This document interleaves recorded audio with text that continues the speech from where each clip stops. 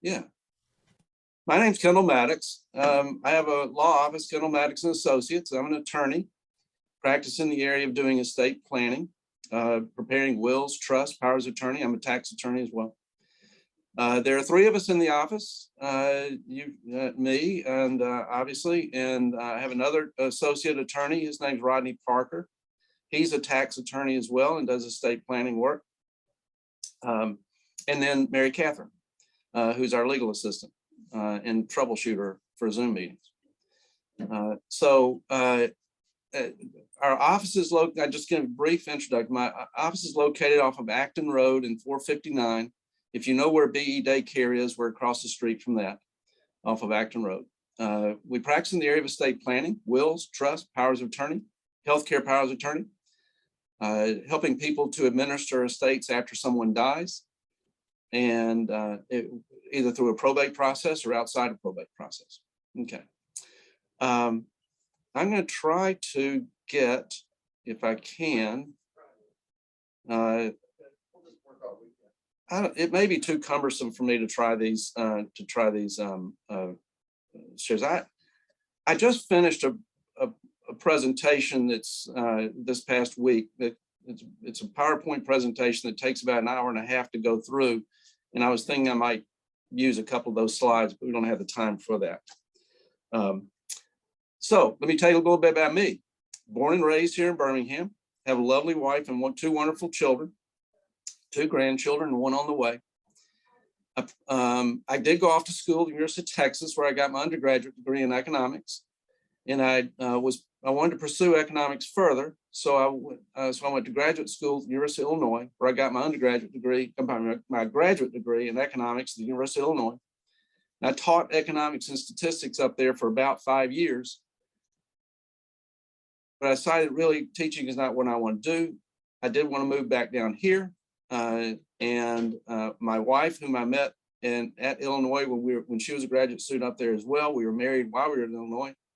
We moved down here, and she put me through law school. I commuted from an apartment in Hoover, Alabama, to Tuscaloosa, where I got my undergraduate degree, where I got my law degree at the University of Alabama Law School for 3 long years.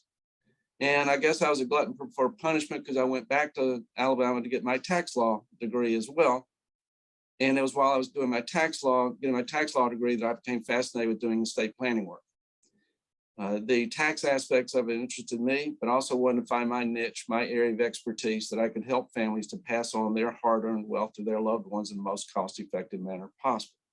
So that gives you a little bit of background about me. I've been practicing law since 1988, and been doing estate planning work. I won't call it a specialty, but concentrating on estate planning work since the mid-90s. What I'd like to do in this presentation is sort of give you kind of a broad brush of what the estate planning process is and what some of its components are. And then you can ask questions. So let me start it this way. And I'm going to use an example here, 2 examples actually, that I'll refer to back and forth. Let's assume we have a married couple, Bill and Mary, with 2 adult children, John and Susan. And then we'll use that, I'll pull them in every so often. All right, the essence of estate planning is who gets what, how they get it, who's in charge. That's the essence of estate planning. Who gets what, how they get it, and who's in charge. While you're alive and capable, you've got it and you're in charge. But if you became incapacitated to the point where you're not able to handle affairs for yourselves, you want to have in place a mechanism where someone can step in your shoes quickly and easily with as little effort, problems, to take care of affairs for you, both medically and financially on your behalf, if you're not able to. And then at your death, to carry out your wishes, getting it down to whom you want and how. So that's the essence. Who gets what, how they get, who's in charge. How we accomplish that are going to be different for different families of different individuals and their circumstances. But when we want to accomplish those objectives, we try to accomplish those objectives at the least possible cost to our loved ones by avoiding what we call living probate, death probate, and we'll talk a little bit about estate taxes. So there are a number of tools that we have in getting to that end result of the who gets what, how they get, who's in charge. And remember that these are just tools. They're not ends and of themselves. So I want to talk a minute just about joint tenancy for a moment. Or let me just, before I get to that, someone out there is, if you don't do, let's go back a second. Only about a third of Americans have done any formal planning whatsoever. Only about a third of us have done any formal planning, and of that third, about half use trusts and half use wills. But if you don't have anything at all, if you haven't done any formal planning, and it still does not surprise me sometimes when I have a married couple come in that have adult children that haven't done anything formally at all. Someone out there is creating a estate plan just for you if you haven't done it for yourselves. And that's the state of Alabama. Our good buddies down in Montgomery have looking out after your best interest and create a estate plan for you if you don't do it for yourselves. It's called intestacy. If you die without a will, if you die without a trust, if you die without any means or mechanism of transferring property to your loved ones at your death, then the state of Alabama steps in and determines who gets your property. State of Alabama steps in and determines how they get it and who's going to be in charge. It's an expensive court procedure overseen by the probate court in each county. And it is a time-consuming procedure, expensive and time-consuming. And generally, the results are not very good for the family. The more common methods for estate planning involve using joint tenancies, wills, and living trusts. And those are the tools we're going to talk about more, and we'll mention transfer on death as well. But let's talk about joint tenancy for a moment. Many of you own property jointly or have owned property jointly with someone else. And if you're married, I venture to guess if you go home, pull out the deed to your, find the folder from when you purchased your house. And in that folder should be a deed in there showing deeding the property to you from the grantors to you as grantees, joint with right of survivorship. And what that means is that each husband and wife, they both own the house jointly, but the death of one, it passes by operation of law to the surviving spouse by right of survivorship. But you don't have to be married to hold property jointly. Any two or more individuals can hold property jointly. So, and it doesn't have to be just real estate. It can be almost any type of account, financial account. Well, I have this situation come in to my office frequently. And so this is kind of a storyline too. Let's suppose that a couple of years ago, husband died. Husband had a $100,000 life insurance policy on his life, and he left that $100,000, named his wife as beneficiary. She collects on that $100,000, puts it into a bank account, which used to be a joint account with her husband, but now by right of survivorship is in her name alone. But now she's concerned. She's thinking, well, what if I should have to go in the hospital? Who's going to be able to take care of financial affairs for myself? So she goes down to the bank, or who's going to be able to take care of financial affairs for me? Who's going to, so she goes down to the bank and adds her daughter to that account, converting that to a joint account. Now, mother has two children, and it was always her desire and her husband's desire that at her death, at the second of them to die, everything that they have would go equally to the two children. So the rhetorical question I ask is, when mother dies, does that bank account go equally to the two children?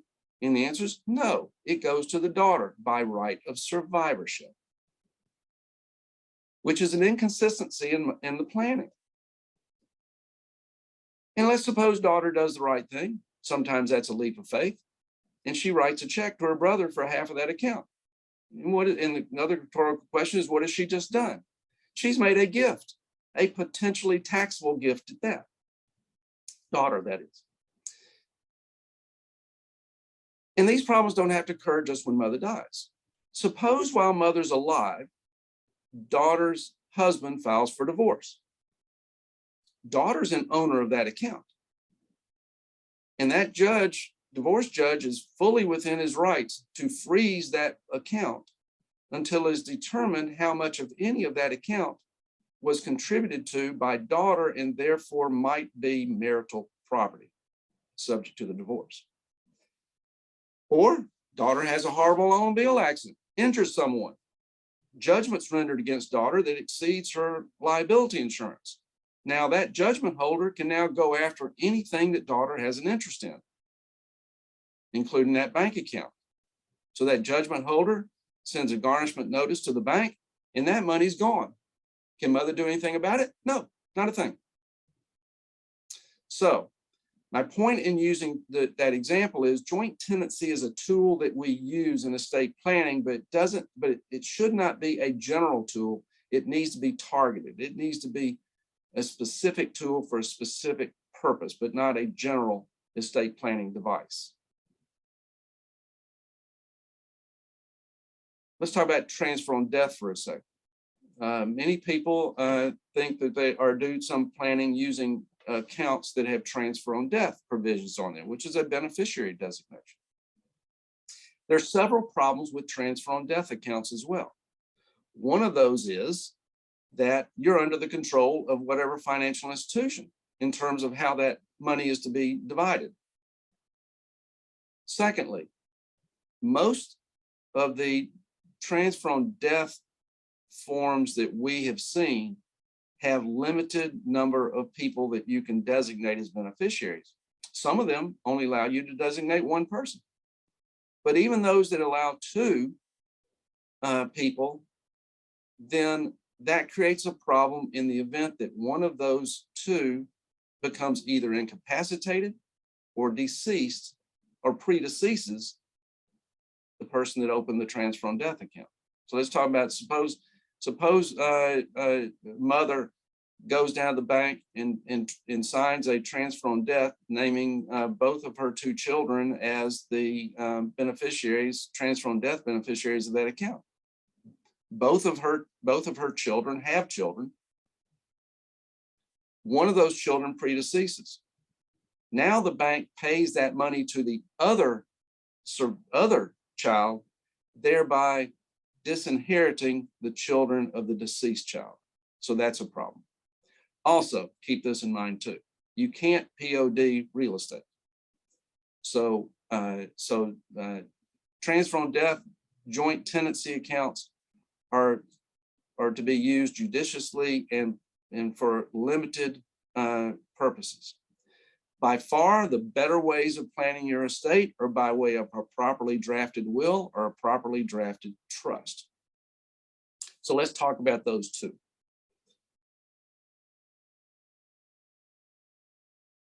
A will is a device that's authorized by each state of Alabama. It requires it to be, you sign it, and it requires two witnesses' signatures. And the function of a will is to override what I said before, the intestate procedure, which is the state statute that determines where property goes if you haven't designated it. The purpose of the will is to override that so that you determine where it goes and to whom. But it does require a probate process, a court process, which can be expensive and it can be time consuming. We're lucky in Alabama that it's not as expensive as it is in some states, but here's a general rule of thumb. On average in Alabama, the cost of probate in a state with a will is typically somewhere around 2 to 3% of the value of the assets. Now that's not an absolute, it's an average. It could be higher, it could be lower, but still there's expenses. And if you own real estate, for example, real estate, it could be other things too, but if you own real estate in some other state other than Alabama, then not only do you have to open a probate here, but you have to open a probate in every state where that real estate is located. On the other hand, another tool that we have is called a living trust. A living trust it's called a living trust because you create it while you're alive. The purpose of the living trust is to designate the terms of that living trust will contain the who gets what, how they get, who's in charge. You create a trust. and you designate in there whom you want to be the trustees. While you're alive, you're the trustee, but you designate a successor trustee that takes over at your death. And in that, you're giving that trustee the authority to handle affairs for you while you're alive if you're incapacitated, and then at your death to carry out your wishes of getting it down to whom you want and how. Now, as a practical example of the difference between a living trust and a will is, let's use this example. You own your house right now. Someone knocks on your door and wants to buy your house. You have the authority to sell it to them. But if that house is titled in your name at your death, then at your death, no one has the legal authority to sign to transfer and sign a deed to the house until a court appoints somebody. So you're going back to the Bill and Mary example. Bill and Mary, 2 adult children, John and Susan. Bill and Mary, they own their house jointly. Both of them die in a common accident. And someone taps the children on the shoulder and says, I'd like to buy your parents' house and I'll pay double what it's worth, but I got to have a deed today. Their response would be, I'm sorry, we can't do that. We have to go to court and get a judge to appoint one of us as the executor of the estate so that we can sign a deed. So we'd have legal authority to sign a deed, and the buyer walks away. Now, that's happened in my practice, where the length of time it took us to get someone appointed by a judge, we lost the sale on a house. Sold it later, but for less. On the other hand, take that same house, title it in the name of your trust, Jones Living Trust. Bill Jones, Mary Jones, trustees of the Jones Living Trust. While Bill and Mary are alive, or one of them, or even after the death of one, the survivor of them has the legal authority to sell that house anytime they want to. Using the same example, both of them die in a common accident, and someone taps Bill and Mary's children on the shoulder and says, I want to buy your parents' house. I'll pay double what it's worth, but I got to have a deed today. Their response could very well be, because the house is titled in the name of the trust, their response could very well be at that time, great, show us the suitcase of unmarked bills and we'll be more than happy to sign the deed. That's the convenience to the family of a trust as opposed to a will, because there's no court process involved. Because Bill and Mary designated, let's for example, their daughter Susan to be the trustee, and she became the trustee immediately upon their death. So she immediately has the authority to transact business and does not have to go to court to get that legal authority. And that's the advantage. That's an advantage. There are others. That's an advantage of a trust over a will. So that gives you kind of a broad idea of the various tools that we have. How we leave property down to children is significant. And this can be done through a will or a trust. There are many, many times in which you don't want to leave property to certain individuals outright. Minor children, or whether they be children or grandchildren, are examples. And here's an example that happened in my practice a number of years ago. Probably about 10 or so years ago. Lady was referred to me, and she had a daughter. Daughter was divorced. Daughter had a young child, 5 or 6 at the time. Daughter worked for one of the larger companies in town. She had a group life policy with that company, and she named her son. It was a son, yes. She named her son as the beneficiary. Makes sense, right? She wanted it at her death, those insurance proceeds to go benefit her son. Trouble was, when she died, her son was a minor. The age majority in Alabama was 19. So the insurance company would not pay it to a minor child. So we had to open up what's called a conservatorship proceeding in court, petition the court, and have a conservator appointed, and have the grandmother named as the conservator to be able to take those funds from the insurance company. And it's an expensive procedure to even start a conservatorship. You're looking at $6,000 or $7,000 to even begin one. But then she had to post a fidelity bond to ensure the value of that insurance money and pay that premium every year, and until the child turned 19. She had to a guardian ad litem had to be appointed by the court who is independent to look over her shoulder to make sure that she was not doing anything untoward with the money and to represent the minor child's interest. And she had to do an accounting every couple of years, which said what came in, what went out, and that guardian ad litem reviews that and reports to the judge as to whether anything it should be, whether he alerts him to anything that's unusual. And that takes money. Where does that money come from? Out of the insurance proceeds.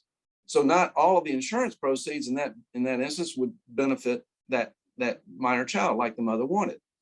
So my point in making this is that beneficiary designations on life insurance and also retirement plan assets, IRAs and the like, are extremely important, making sure that those are done properly. Had daughter designated properly that the insurance money either went into a custodial account under Uniform Transfers to Minors Act, or if she had created a will or a trust that designated that the funds that her son received would be in trust for that son with the grandmother serving as trustee, then we would not have gone through all that conservatorship process.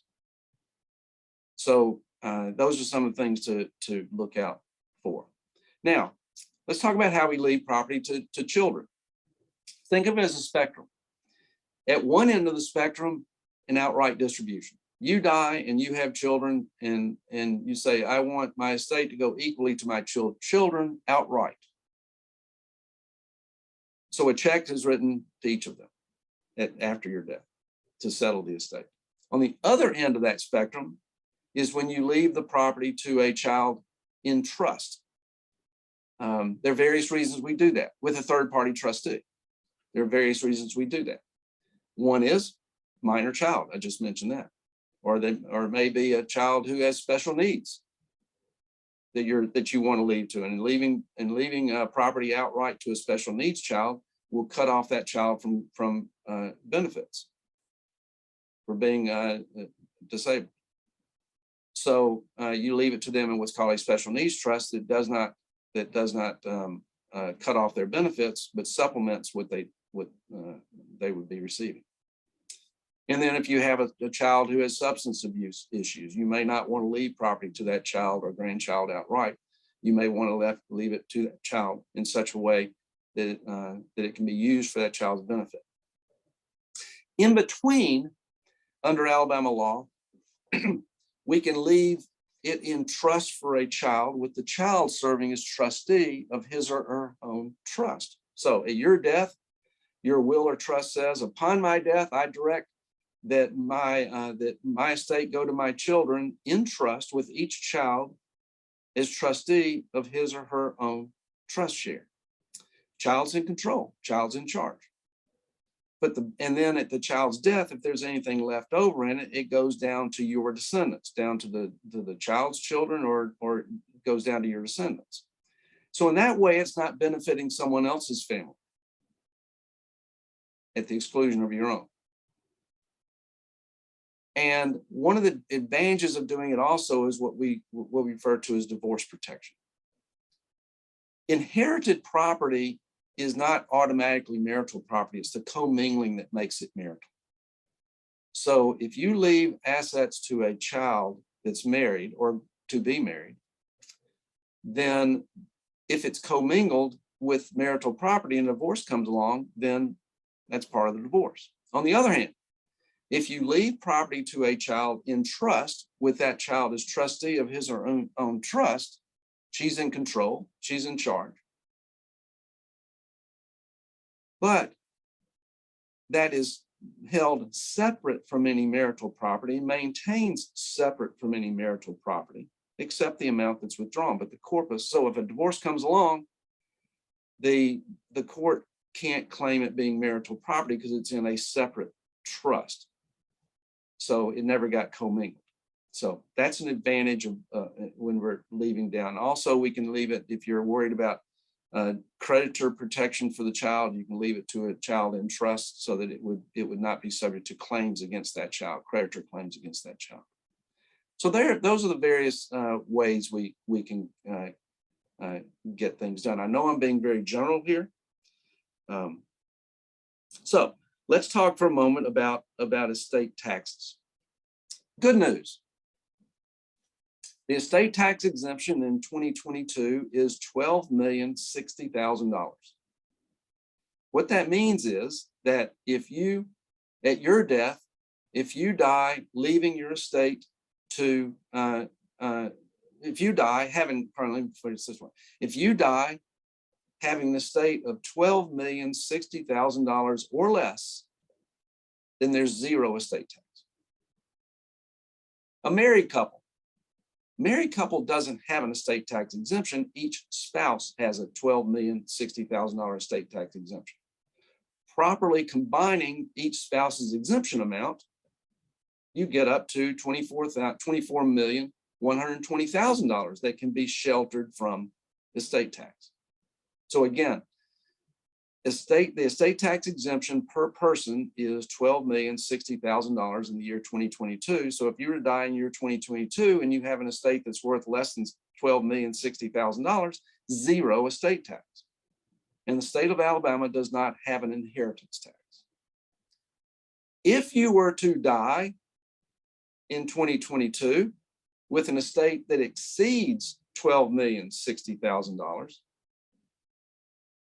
then it's the amount in excess of that $12,060,000 that would be subject to estate tax at 40%. So it's that dollar that exceeds $12,060,000 would be taxed at 40%, 40 cents per dollar. So so going back, the essence of estate planning is who gets what, how they get, who's in charge. There are various tools we have to get to that end result, but we want to try to structure the estate plan in such a way to minimize the risk of conservatorship, the risk of probate at someone's death, so that more goes down to the children.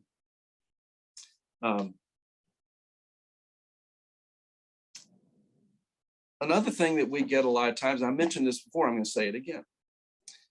There are problems that can be generated if you put one or more of your children on any financial accounts that you have.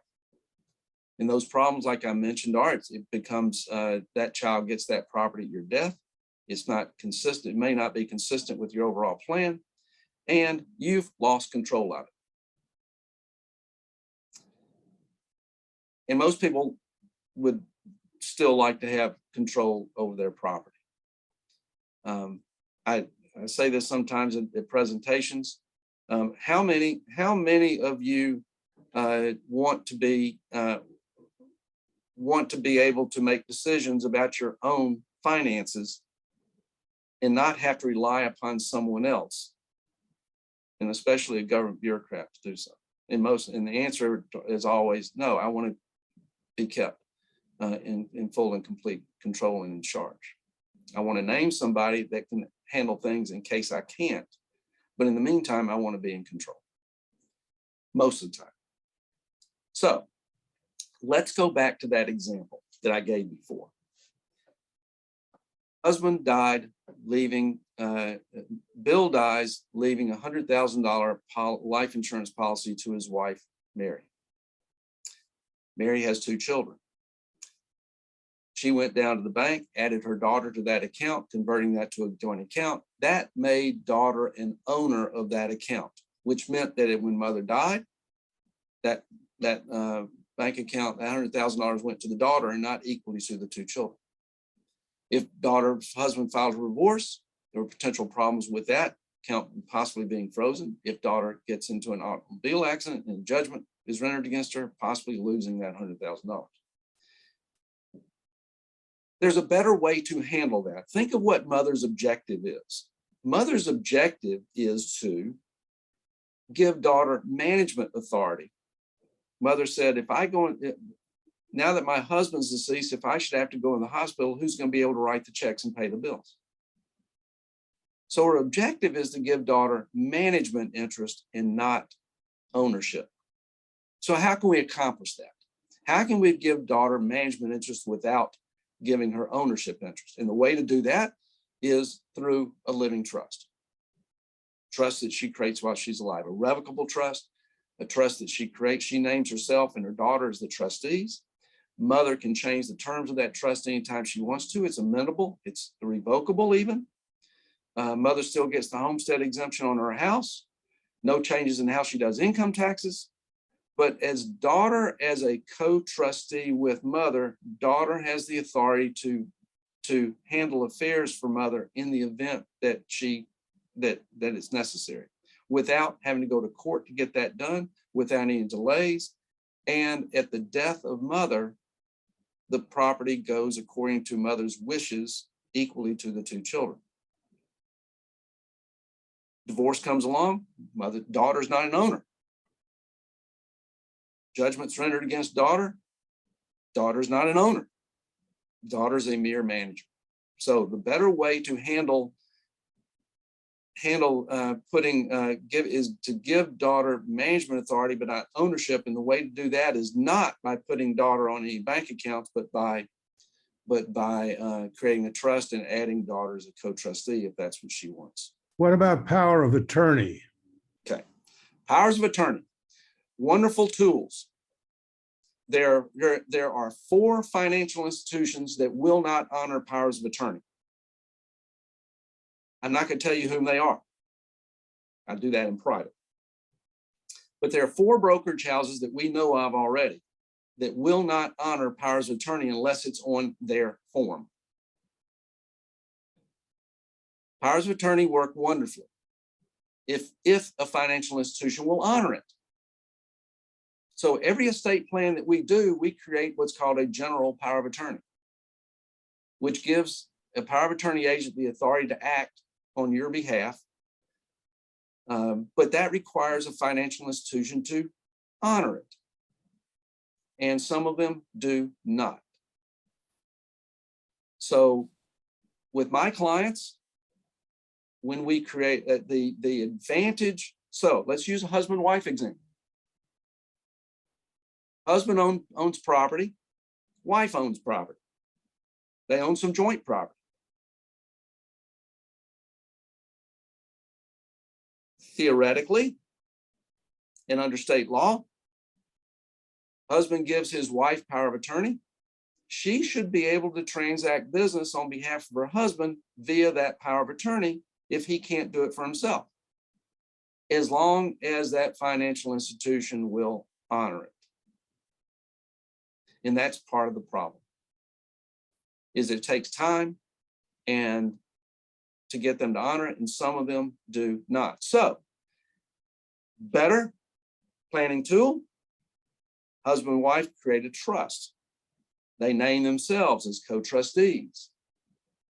Since probably not mother, but since wife and husband are both trustees, they have legal authority to act, but they don't have to show a power of attorney to be able to do things because they're already trustees. So I'm not saying that wills and powers of attorney aren't good, because they are. You need to have them. But there are tools out there, and we have to understand some of the problems with them. Now I'll tell you a story. This happened about 3 or 4 months ago.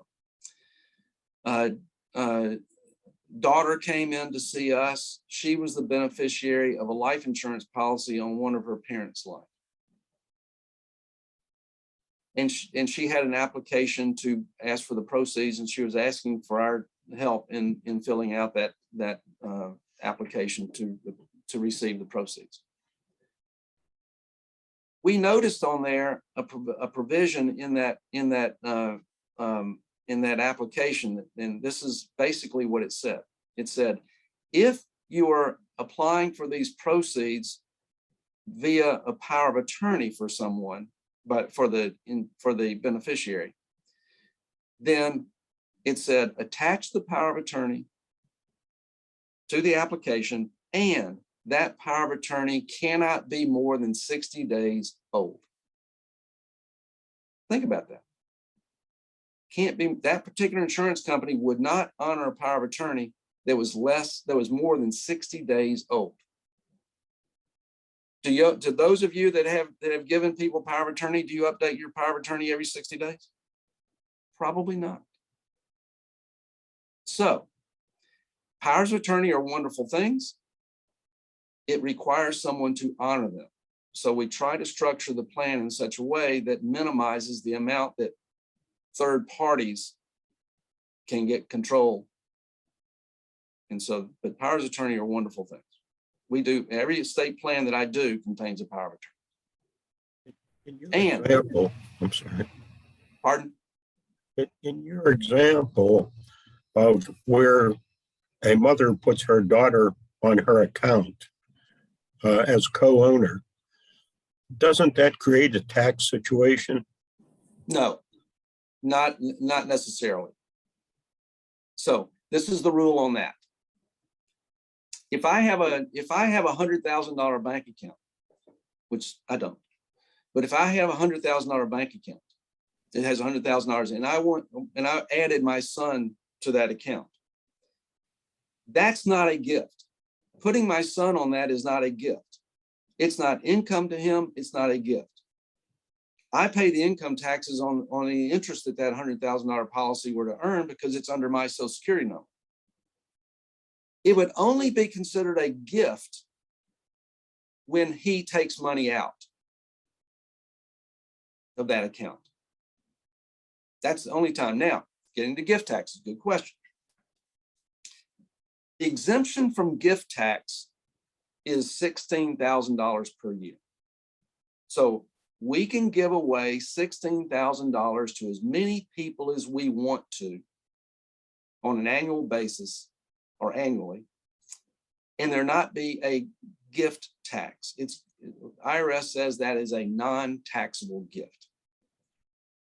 If you give an individual more than $16,000 in any one particular year, the amount in excess of the $16,000 is considered a taxable gift, the amount in excess.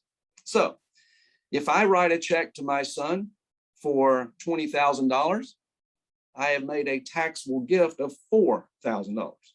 Now, I have a lifetime exemption from taxable gifts of $12,060,000.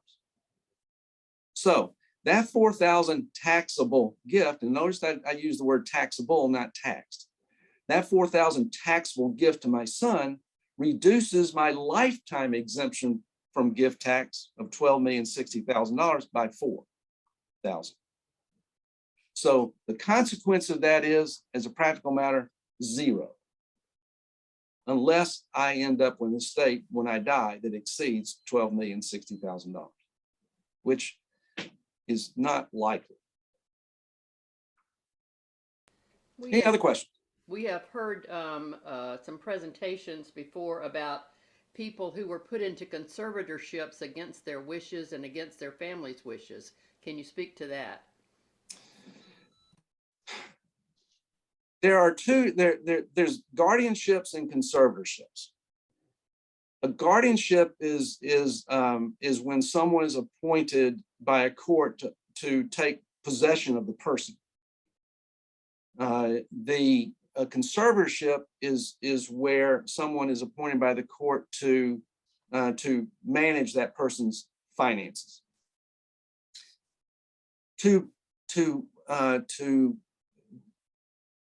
For the court to appoint a guardian or a conservator, it requires that that person be declared legally incompetent, which means that the person that is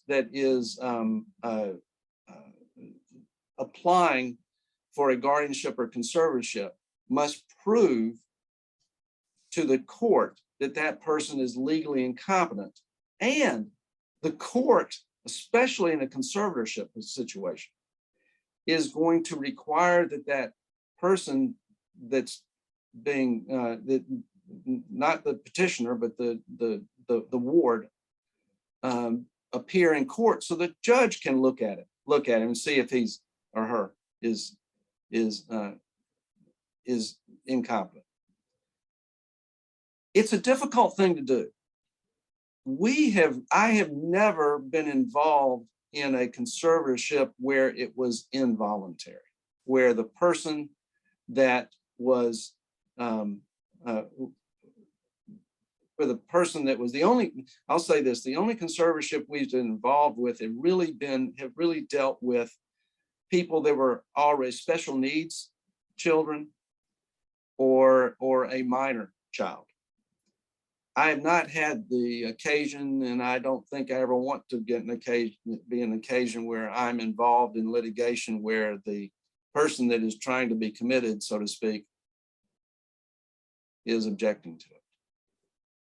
If that's the case, most likely, I can't speak much to the situation you're asking. Does that answer your question, or do you want to ask it a different way? Maybe I didn't get it. Well, I'll ask a different question. What about personal property? A lot of times that can cause disputes among families since by the time the will comes along, it may have already happened. Yeah. So, yes, and as you can probably well imagine, the disputes among family members tend to be over personal property and not the cash. The cash is easy. You know, $100 and $100,000 in a bank account gets divided. That's easy. The personal property is not. So, of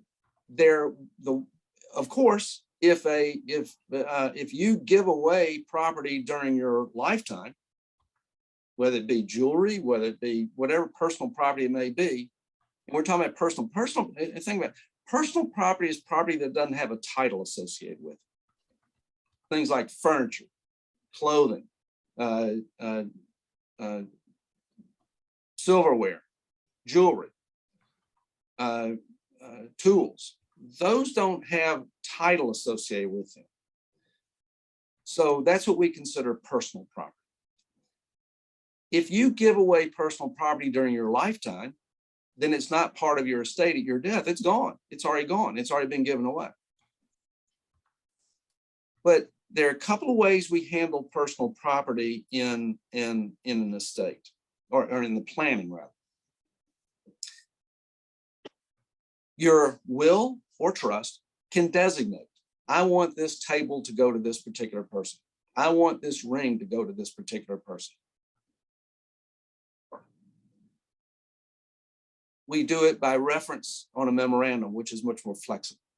So, for example, let's take Bill and Mary Jones, 2 adult children, John and Susan. Bill and Mary's estate plan may say something to this effect. Upon our death, the second of us to die, the survivor's death, our personal property in general goes equally to our 2 children, unless we have made a list designating particular items to go to particular individuals. That list is incorporated by reference, and it can be changed over time without having to change the estate planning document itself. Or Zoom. You probably know us for our meetings. Here's a few things you might not know. You can transform your home office into a person. Is this a commercial? Apparently. All right. Okay, so whoever asked the question about the personal property, did I answer that, or is there anything else? What if you wanted to leave your personal property, since children these days typically don't want your china or silver, or to some sort of charity or some organization? How could you make that happen? Yeah. Okay. And that's a good. You can designate that. You could put that in. You could put that in your will. That says that upon my death, I direct my executor to distribute all my silverware, jewelry, whatever. You can give a general description, although that's a little dangerous. Or you can but better be more specific. I want my Christmas china, for example, to go to this particular charity. Sure, you can do that. You can put that in the memorandum as well, without it being listed specifically in the document. But keep this in mind. an executor of an estate or the trustee of a trust, you're giving them a lot of legal authority. And I'd like to use like to say this. There are 7 letters in the word trustee, and the first 5 spell trust. So when you name someone to administer your estate, you're putting a lot of trust in them that they will carry out your wishes. Yes, they have a legal obligation to carry out your wishes and they can be held accountable. But no one's overseeing them until someone files a complaint with a judge about it. So you're giving that person a lot of legal authority. So if you want to, it's probably a good idea to, in some respects, to let your whoever's going to be helping you whoever's going to be administering the estate of your death, let them know ahead of time. Look, you don't want my china, so I want to go to this charity over here. And that way there are no surprises. But I will say that if you put in your document that it goes to that charity, it goes to that charity. And if it doesn't go to that charity, then and your executor runs off with it, that executor can be held liable for it. But it requires someone to file a lawsuit. There are 2 chat questions. One is per stirpes, if you could explain that. And one is, what is the cost associated with setting up and maintaining a revocable living trust? Good question. Both questions. Good. I'm glad. All right. Per stirpes, Latin phrase that in essence means it goes down to my children or my, so for example, I have 2 children. I have suppose I have a will that says that upon my death, if my wife does not survive me, it goes to my children per stirpes. What that means is that if both my children are alive at my death, then they receive the property. But if one of them is deceased, then it goes down to my descendants. And it goes down to my descendants by going to my son has 2 children right now.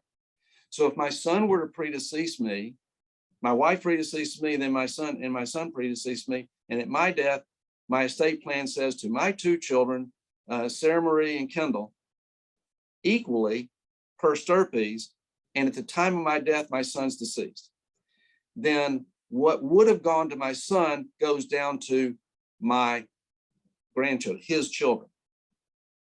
My daughter doesn't have a child yet. She's pregnant, does not have a child yet.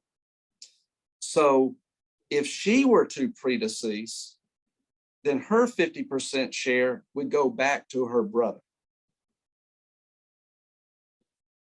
It always goes down, the per stirpes says it always goes down to your descendants.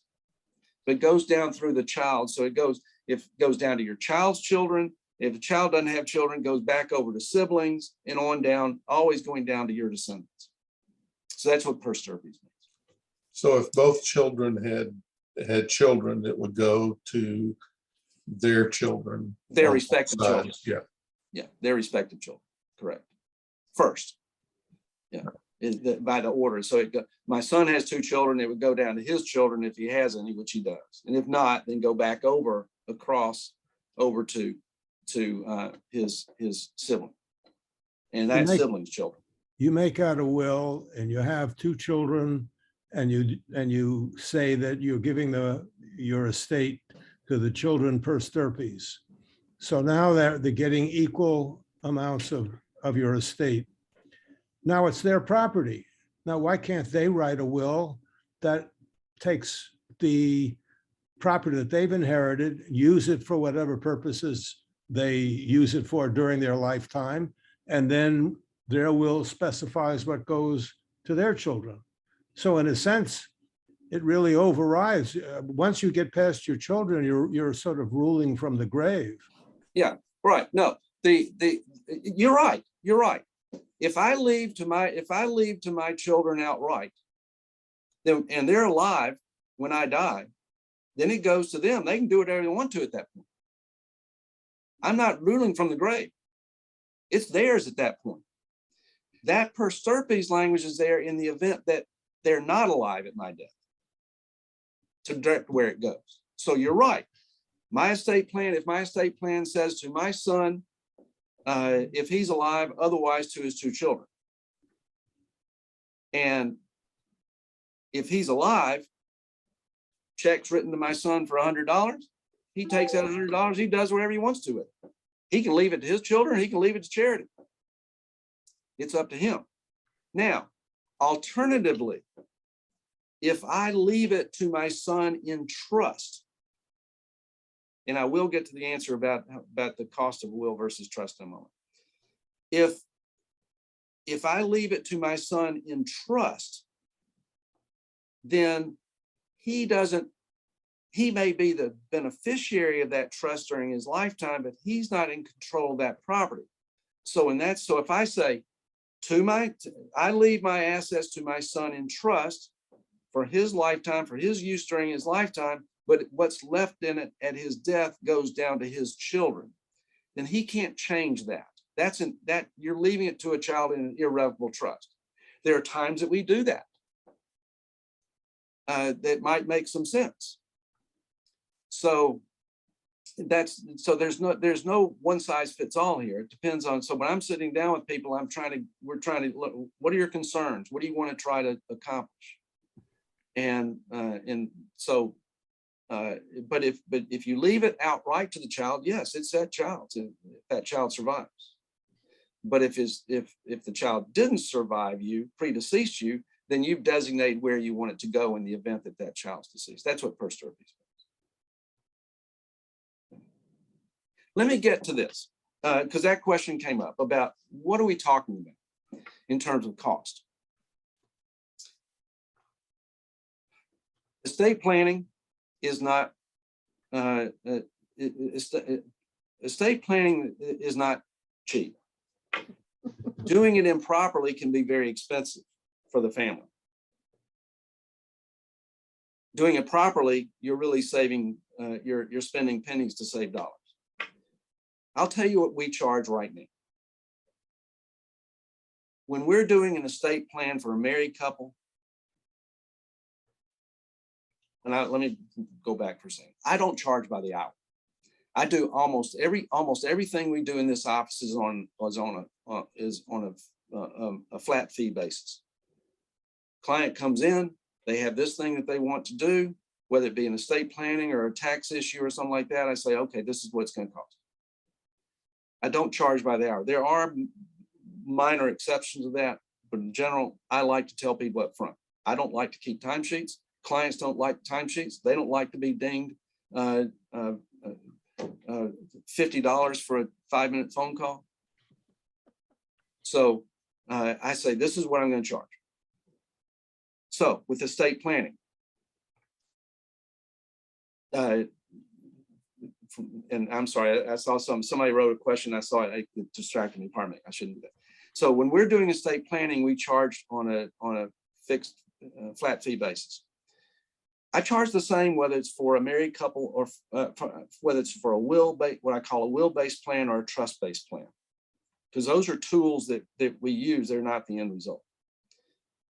And I charge for a married couple $3,400 to do an estate plan. For a single person, $2,600. For a married couple, I take a $2,000 retainer and the balance to do when we finish. Turnaround time from beginning to end is typically about 3 to 4 weeks. But that's it. And there are no additional fees. I will say this, if we're transferring real estate into a trust, I do prepare the deeds for that. Depending upon how much real estate you have, I waive a deed. I have a deed preparation fee for real estate when I'm in conjunction with an estate plan, which is only $100, which is far less than if someone were to walk into here and say, we need a deed. In conjunction with estate plan, we charge $100 for each deed, but I waive that deed preparation fee for each, for your home. But if you have a house and another piece of real estate in Alabama, then I'll charge $100 to prepare that deed. There is a recording fee to record that deed if we're preparing deeds, and that recording fee around the state is anywhere from typically $32 to $35 to record that deed. That's not a fee to me. That's just when I prepare the deed, I got to record it. So That gives you a general idea of what we charge. There are no hidden fees here. The only wild card is, I don't know what real estate you have.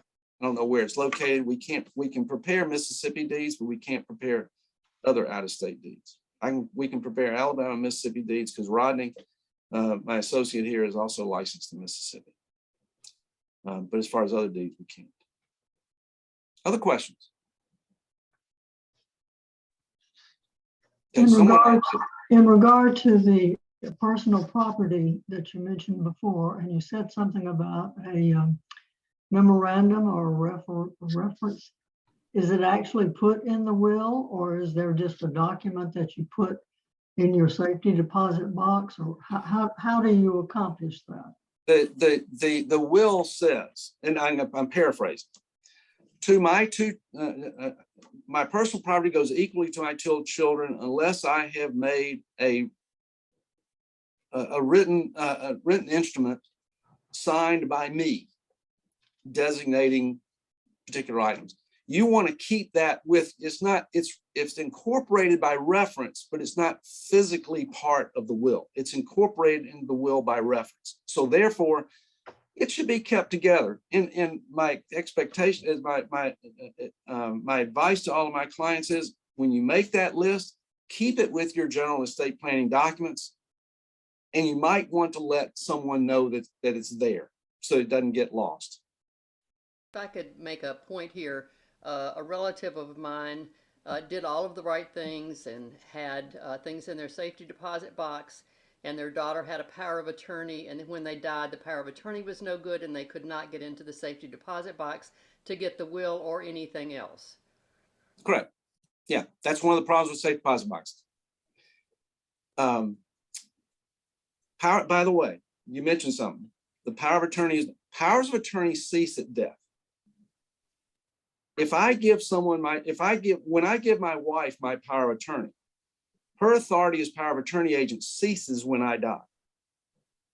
That's just state law. Powers of attorney cease at death. Then you start in it. Now it's an estate because I'm not alive. Power of attorney is power while I'm alive. With regard to safe deposit boxes, if you own a safe deposit box and no one else can get into it but you, when you die, that safe deposit box is frozen. It requires a court order to get it open. The last time we had to open the safe deposit box when someone died because no one else could get into it it took us 8 months to get it done. Because first of all, we had to petition the court and ask them to open and have the court issue an order. A clerk from the probate office has to go down to the bank, and someone from the bank who has the authority to drill open that box has to meet them there, and then they can open it, and then that clerk takes an inventory of what's in there. If there's an original will in there, the clerk will take that out. But other than that, that clerk, that box is then closed again because now it's part of the estate. But my point is that if you have a safe deposit box, please make sure someone else can get into it other than you. Because you're right, that no one else can get into it. Once you're dead, that requires a court order to get it out, and it takes time. Someone asked a question: should brokerage accounts be put in the name of a trust? Yes, if you have a living trust, yes. So, then whoever the trustee is can have authority over. Yes. You mentioned that probate in Alabama, typical fees were 2 to 3%. Average, not typical. What's the difference? Different than typical and average. That's an average. Typical means it happens all the time. No, that's an average. Anyway, what's involved in doing that, and why is it worth 2 to 3%? Because you're going to have to hire a lawyer to go and file a petition for probate and jump through the probate court's hoops. And what does that really involve? Okay. All right. So let's do this. I'll quickly go through that. I'll give you a flavor for what happens in a probate process. Okay, so Mary has a will. Mary's will said, upon my death, I leave my property equally to my 2 children. Mary dies. In order for Mary owns a house in her name. She has a bank account in her name. She has a brokerage account in her name. All of those accounts are now frozen, and no one can deal with the real estate until the court appoints an executor. So what do you have to do? You have to file a petition with the court to have the court appoint an executor. Mary's will nominates. Now, don't be confused. If you look at your will, if you go back and look at your will, it says, and it may say, the attorney may have written it that says, I nominate. I appoint. The will nominates, the judge appoints. And in order for the judge to appoint, 2 things have to happen. That judge has to make a determination that will is valid under state law. That's relatively easy to do. It's witnessed and signed by 2 people. And either all the heirs at law, whether they're beneficiaries or not, all the heirs at law have to either consent to the appointment of the executor, or the court sets it down for a hearing, typically 3 to 4 months later, and a process server has to serve notice of the hearing on each of the heirs at law, so that they can appear and file and enter their objection if they have one. So those are some hoops that we have to jump through, but it takes time. And it takes effort to get things done, and that's just what it is. Now, as a rule of thumb, if you're administering an estate outside of probate through a living trust, the fees and expenses are much less. Typically 0.5% or less. But I can't give you exact fees. Now, Florida, I'll use Florida for example. Florida has a statute that sets a statutory attorney's fee to probate an estate in Florida. That's 3%. No matter what the size of the estate, the attorney gets 3% under state law. Now, Alabama doesn't work that way. Alabama is what we call a reasonable compensation state. So, and that's why I said it averages. Now, and that's just not only the attorney's fees, there are other fees and expenses that might be involved too, but the average in Alabama is 2 to 3% to probate an estate. It can be higher, it can be lower. That's an average. In Florida, for example, it's a statutory attorney's fee of 3%. So, gives you an idea. Probating an estate is expensive and it's time consuming. Typically, it takes about a year as long as there's no litigation. Could be slightly less, but typically about a year. Could you speak Again, to how do being you able to avoid find all probate? the potential I'm sorry, heirs? I can't, 2 people are. Again, how do you avoid probate? What do you Okay. do to avoid probate? Create a trust, create a living trust. And I believe that you have access to a handout that I give when I do these presentations. That was sent and asked whoever. We got it. Yeah, it was there. And in there, it kind of explains some of this too. But to avoid probate, the best way to avoid probate is to create a trust. You create a trust, a revocable trust while you're alive. You're in charge, you're in control. You designate whom you want to be to administer the estate at your death. They call that a successor trustee.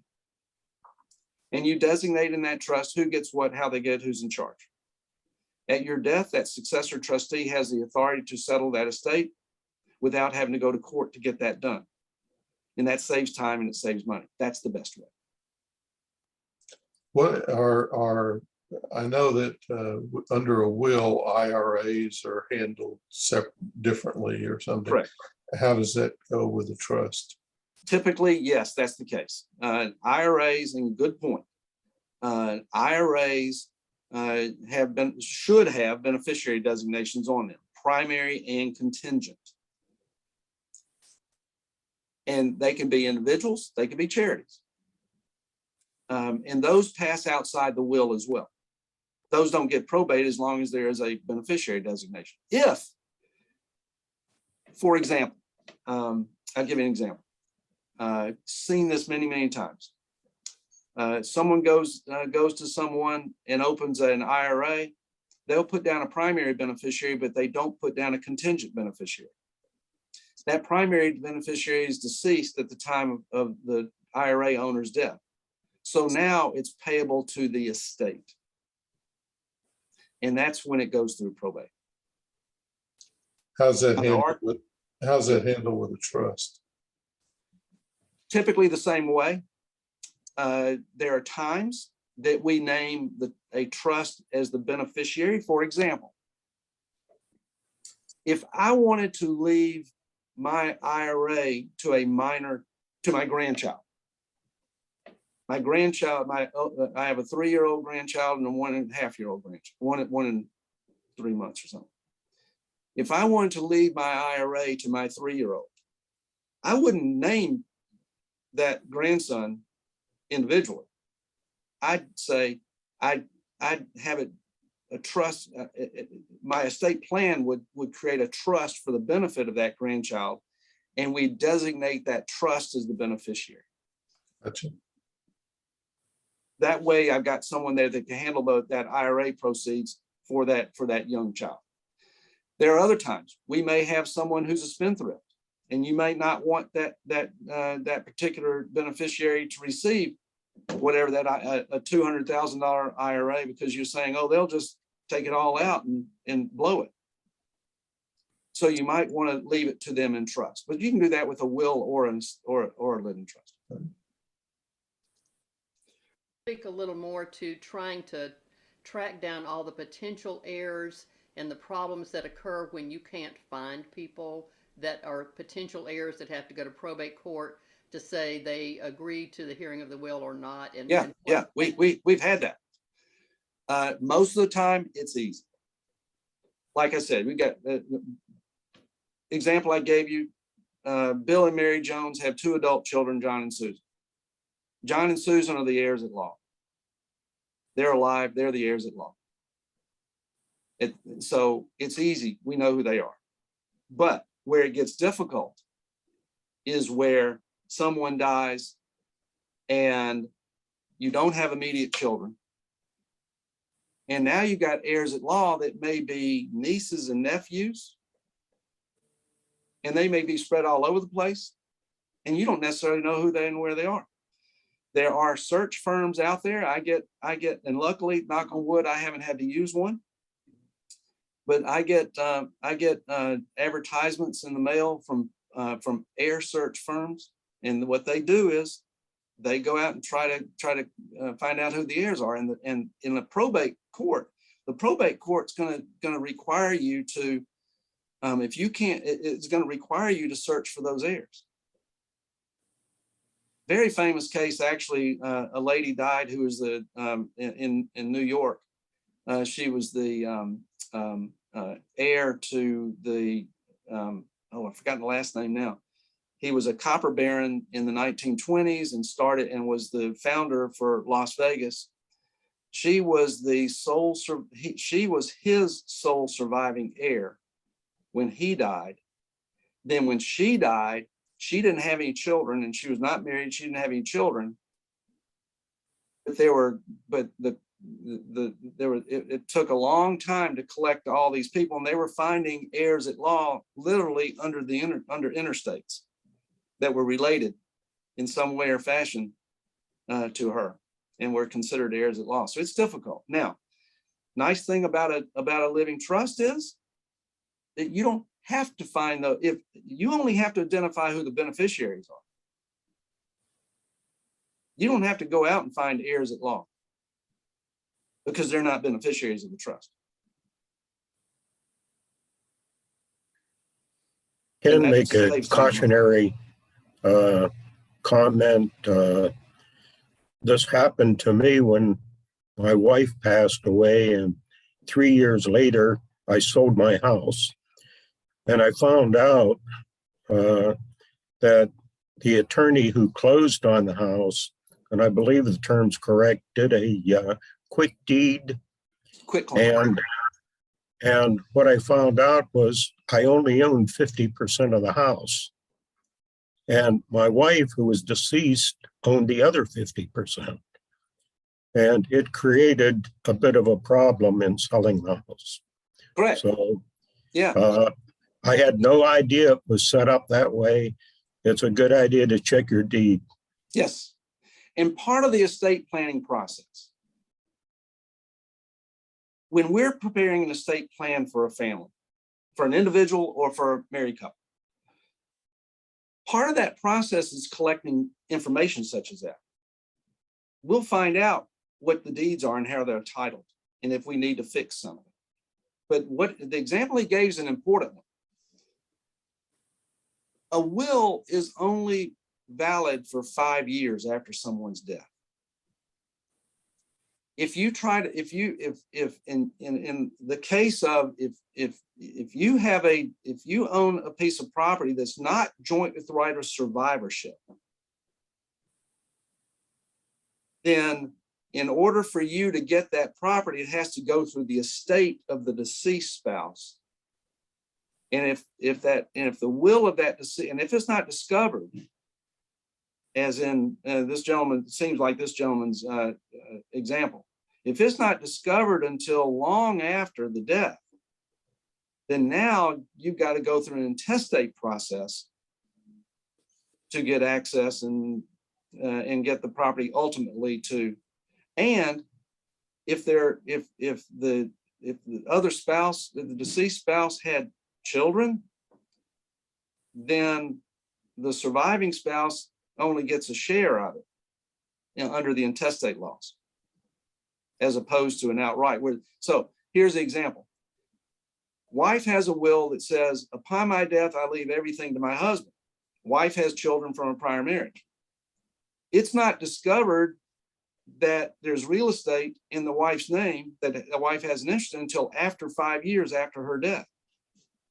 Now you have to open an intestate proceeding, and it doesn't matter what the will said. The will said, I leave everything to my husband. But now the intestate law says it goes equally between the surviving husband and the children of the deceased spouse. And I don't know if that was the situation in your case or not, but nonetheless, I'm just, those are issues out there that have to be dealt with. So you're exactly right. Part of this estate planning process, and one of the reasons things cost money and to do it properly, is we collect information about the estate so that we make sure that things are properly titled to avoid these problems in the future. When the deed is in joint, says in joint survivorship, and one dies, it automatically goes into the title of the surviving spouse. Is that correct? Correct. But there are two types. There's two ways that people can own, that two people can own property. One is by right of survivorship, and that deed has to specifically state that. If the deed doesn't say right of survivorship, then it's what's called tenants in common. And that was a situation that he had presented, is that if I go out, say I go out and buy a piece of real estate with you, there's a good likelihood that we're not going to want to make it joint right of survivorship. You put in, we go out and buy a $100,000 piece of property together. You put in 50,000, I put in 50,000. We own that property is what's called tenants in common. We own it jointly, but at my death, my half interest goes down to my beneficiaries, not to you, because the deed is not joint with right of survivorship. It's tenants in common. Thank you. A deed to be tenants in common must state, let me rephrase it. A deed is tenants in common unless it specifically states in the deed with right of survivorship. It has to have that language in the deed. If that language with right of survivorship is not in the deed, it's tenants in common. What's the advantage to the insurance company to make the power of attorney valid only for 60 days? I have no idea. You know, it shocked us. Never seen that before. Just totally shocked us. And the only thing I can think of is this. There's nothing that requires a financial institution to honor a power of attorney. That's upfront. So someone presents a power of attorney. How does that financial institution really know that that power of attorney is valid? It could have been, that power of attorney could have been changed. So I create a power of attorney 5 years ago and make my son the power of attorney agent. And I give him that document. And then a year, 2 years later, I sign another power of attorney that revokes the power of attorney that he has and names someone else. My daughter is a power of attorney agent. But how does the financial institution know that? My son goes down and presents this power of attorney to the financial institution. Says, well, I'm my father's power of attorney agent. Bank doesn't know that it's been revoked. So that's the litigation part why financial institutions, because they don't want to get involved in those potential. That's the only thing I can think of. If you find out that your deed is joint tenant and there's no right of survivor written in it, how do you go about changing that? You do a new deed. So for example, here's the example. Suppose by some really mistake, my wife and I purchased the house and it didn't have that survivorship language in it. We still own that house together. And we say, no, we need to change that and make it with survivorship. So we prepare a deed from Kendall Maddox and Lorraine Maddox to Kendall Maddox and Lorraine Maddox joint with right of survivorship. But how do you accomplish that? Do you need an attorney? Do you have to send some paperwork in? How does that? Yeah, how is it done? You have to have a new deed prepared. And yes, I would suggest you get an attorney to do it. Okay. You're not surprised that I said that. Once the survivorship has been, there's a death and the surviving spouse owns the house, is there any documentation that has to be done, or is that because the deed is still recorded at the courthouse in both names? No, Does because something have to be done with that? if it's with right of survivorship, then the surviving spouse owns that property. Now, when the surviving spouse goes to sell that real estate, the title company that's going to be insuring title is going to want to know, well, why isn't the husband signing as well? And it's because husband's deceased. So they might want to see a death certificate. Okay. Before they'll insure the property. What does it cost? And let me finish this up. And very frequently, so that there's a title, so there's a clean chain of title here. There might be on the deed itself saying, even though the grantors of, if you own a piece of property, joint right of survivorship with your husband dies. You now own that property, legally own that property. But when you go to sell that property to someone else, then in that deed, it might say with a little phrase in there that the other joint tenant is deceased, and that's why he's not signing the deed. That language to that effect. That way, when you're doing a chain of title down, then a title company can pick that up and say, oh, that's why John didn't sign the deed, because he was deceased. It just needs to be documented with a death certificate. It only comes up, this is only going to come up when really it only comes up if you go to sell the property, and the title company is going to want to see a death certificate. Okay, thank you. What does it How often cost to should you change the deed? re-up your, how often should you review your estate plan? I'm sorry, I got two questions at one time. So How often should you review your estate plan, your will or your trust? I encourage our clients, and I don't charge for review meetings, but I encourage our clients to come in every 2 or 3 years to do a review. That review in essence says this is what we did 2 or 3 years ago. Does it still make sense? Most of the time it does, but something comes up. Say you've named a particular child as a power of attorney agent. Now that child has moved away and it's not really practical for that child. So you want to, and that may be the first time you really address it, because I guarantee, well, not guarantee, I would bet that most of you don't look at your will every day and decide. It's usually when you sit down and start talking about it. So so every 2 or 3 years, I do not charge for review meetings, but yeah, if you came in 2 or 3 years or 6 years after you prepared an estate plan, and said, Kendall, you know, back then I left my estate to my children, but I don't like them anymore.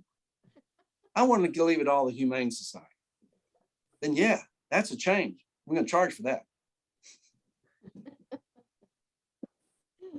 I'll say this, for me, and I'm just talking about me, only me. I can't speak what other attorneys do. For existing clients of mine, when we make changes to estate planning documents, it's typically about a third of what I would be charging if that were a new client. But that's something, that's a kind of a rule of thumb I've used since the late 90s. I can't speak what other attorneys do, but I don't charge for review meetings. I don't want you to not come in and review, but most of my review meetings go exactly as I said. This is what we did 2 or 3 years ago. Does it still make sense? Then I also will pull out a list of the assets you had 2 or 3 years ago and go over them and make sure that those assets are properly titled. Sometimes I'll get this. I'll say, okay, you had an account at this bank. Do you still have an account there? And is it the name of the trust if we've created a trust? And they may say, no, we closed that account. We opened another account. And my wife wasn't with me when I opened that account. I meant to take her back and so that we could put it in the name of the trust so that she could sign, but I forgot. And says, okay, so let's get that done. So a lot of times the review meeting will pick up on some things. And again, I don't charge for that.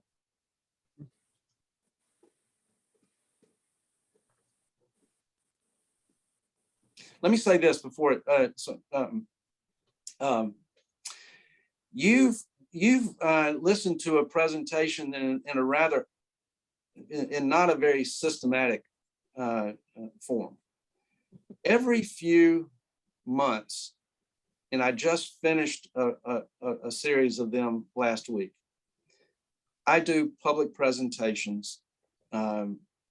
And if you want to get an invitation to attend one of those, you're more than welcome to. I go through in a more systematic way the things I've talked about here and don't jump around so much, so it has a better storyline to it. And the examples tend to flow better. If you want to, please contact Mary Catherine. Let me give you I'll give you our website is wealthprotectionlaw.com. And if you go to that website, wealthprotectionlaw.com, it's on the front cover of the materials that you've been given. You can contact us that way, or there's a phone. The phone number for us is 205-977-9045.